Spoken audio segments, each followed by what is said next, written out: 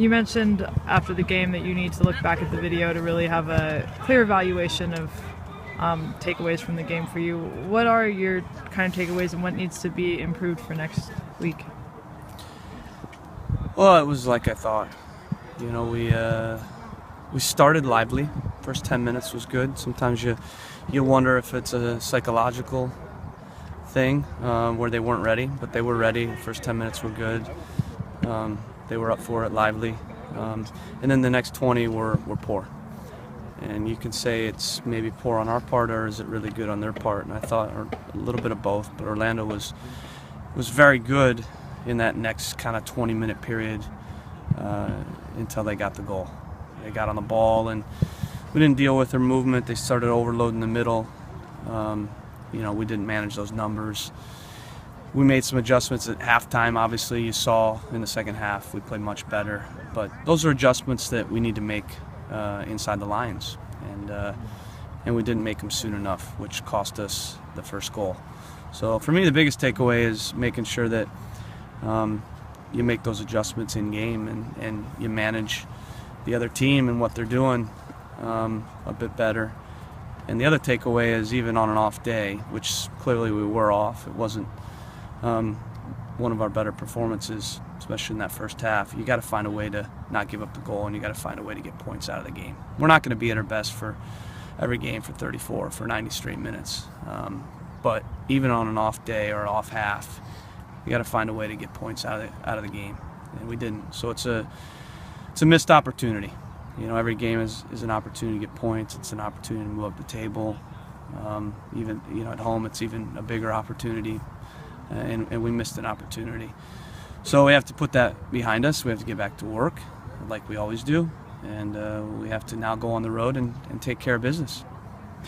The next two games are obviously not easy games. You're going all the way to New York, and then you're going to Seattle. So how do you kind of make sure you bounce back and get some points in these next two? Well, there's no easy games ever in MLS. I mean, you see that with the parity and the results. On any given day, anybody can beat anybody. And you see results happen home and away. You see results happen where on paper one team's higher up the table and the other team's lower, and the lower team wins. So every game is a tough game. And so, you know, for me, that's, again, another takeaway. You know, don't take for granted any game.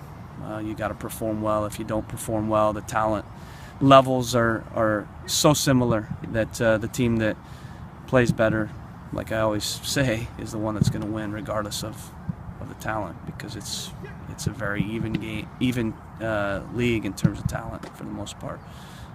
So we got to play well first and foremost. We need to get individuals playing well collectively. Certainly we can play better than we did for periods in that first half. We're focused on having a good week of training. We're focused on going on the road and making it up for a missed opportunity and getting the job done, because that's all we can do. You've now been shut out in three games, half your games so far. Are you surprised by maybe that the offense hasn't come to a consistent chemistry? I'm kind of messing up my question here, but you kind of get where I'm going. Well, yeah. I mean, obviously, you look at chances. I think that's a real key, right? So if you're not getting chances, then you're wondering why you're not getting chances, and you look at how you're playing, you look at the organization, you look at what you're doing, but we're getting chances. We had enough chances to score in the last game. In the game where we got shut out, Salt Lake, we had enough chances to score in that game. In the game Kansas City, we had enough chances to score. So for me, it's the final third. It's the quality on the finish. It's those details. We work on it every week, and we need to continue to work on it. But we're getting in good spots.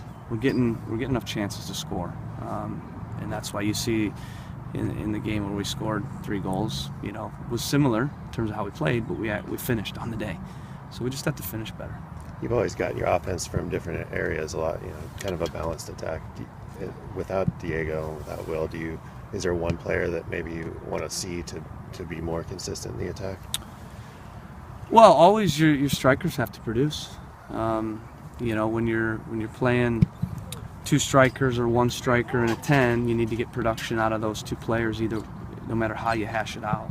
And then you need to get your wingers to chip in, and every once in a while you get a goal from a D-mid or, you know, an outside back, but you can't rely on that. Center backs on set pieces, you know, you can get goals there.